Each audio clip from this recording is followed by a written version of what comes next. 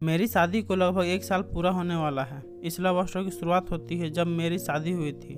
जब मैं पहली बार दूल्हा बनकर ससुराल पहुंचा, तब मैंने थोड़ी देर तक अपनी नज़र उठाकर किसी की तरफ भी नहीं देखा। मैं कुर्सी पर बैठा हुआ था और मेरे चारों तरफ कुछ रिश्तेदार बैठे हुए थे। तभी अचानक मेरी नज़र मेरे सामने खड़ी एक लड़की पर पड़ती है। वह लड़की मुझे देखकर मंद मंद हंस रही थी। उस समय मैं दूल्हा बना हुआ था, इसलिए सोच रहा था कि मेरे कपड़े या ललाट पर लगे हुए टीके में कोई गलती है। तभी मैंने अपने जीजाजी को पास बुलाया और कहा, मेरे कपड़ों तथा ललाट पर लगा हुआ टीका सही है या नहीं। तब जीजाजी ने जवाब दिया, सब ठीक है, एकदम मस्त लग रहे हो। थोड़ी देर बाद जब मैं मंडप के नीचे जाकर बैठा, उसी समय वह लड़की मेरे पीछे आकर बैठ गई।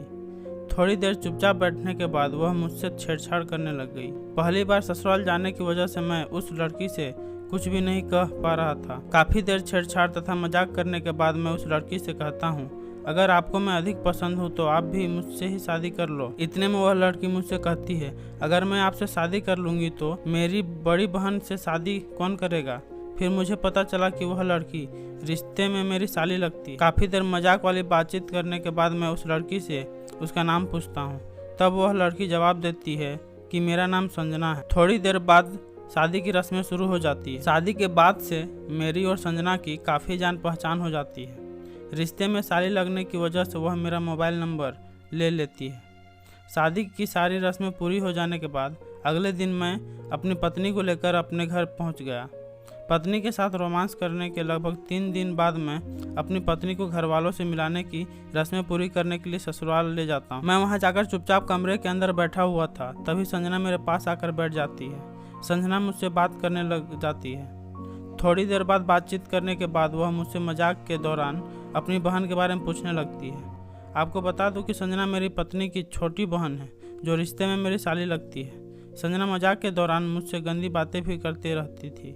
रात के समय मैं मकान की छत के ऊपर सो रहा था। संजना रात में अचानक से मेरे पास आकर सो जाती है, लेकिन इस बात का अंदाज़ा मुझे बिल्कुल नहीं था। मैं गहरी नींद में सो रहा था। तभी अचानक मुझे मेरे पास किसी लड़की के होने का एहसास होता है। तभी मैं नींद से उठ जाता हूँ और देखता हूँ कि संजना मेरे पास सो रही थी। मैं संजना को जगाने की कोशिश करता हूँ और कहता हूँ, जल्दी उठो वरना कोई देख लेगा। लेकिन संजना उठने की बजाय मुझसे लिपट कर सो रही थी। काफ़ी देर कोशिश करने के बाद संजना नींद से उठ जाती है और मुझसे कहती है, जीजाजी आप तो मुझे सोने भी नहीं देते हो। तभी मैं कहता हूँ, शायद आपको पता नहीं है कि आप कहाँ सो रही हो। इसके बाद संजना ने कहा, मुझे अच्छी तरह पता है कि मैं मकान की छत के ऊपर आपके पास सो रही हूँ। तभी मैंने कहा, आप चुपचाप नीचे जाकर सो जाओ और मुझे सोने दो। तभी संजना कहती है, मैंने मकान की छत वाले गेट को लॉक कर दिया है, अब कोई भी व्यक्ति मेरी इजाज़त के बिना ऊपर नहीं आ सकता। इतना सुनने के बाद मुझे भी थोड़ा आराम महसूस हुआ। मैंने सोचा कोई व्यक्ति छत के ऊपर आने से पहले गेट का लॉक करना चाहेगा, लेकिन उसकी चाबी संजना के पास है। इसके बाद क्या था, मैं भी पूरी तरह से निडर हो गया। काफ़ी देर तक दोनों रोमांस भरी बातें करते रहे। थोड़ी देर बाद संजना मेरे गले से लिपट जाती है और अपने दिल की सारी बातें मुझे बता देती है। इन्हीं बातों के दौरान वह मुझसे कहती है कि मैं तुमसे अपनी जान से ज़्यादा प्यार करती हूँ। संजना कहती है, तुम मुझे बहुत अच्छे लगते हो, इसलिए मैं तुम्हारे करीब आना चाहती हूँ। इतना कहने के बाद मैं संजना को किस कर लेता हूँ। रोमांस करते समय हम दोनों मजाक भी कर रहे थे। रात के लगभग 1 बज चुके थे। इसके बाद मैंने संजना से कहा, अब मुझे नींद आ रही है, इसलिए तुम चुपचाप सो जाओ। संजना कहती है, नहीं, आज रात भर मुझे आपके साथ रोमांस भरी बातें करनी है। रात भर बातें करने के बाद मैंने संजना से कहा, सुबह के 5 बज गए हैं, तुम चुपचाप नीचे चली जाओ।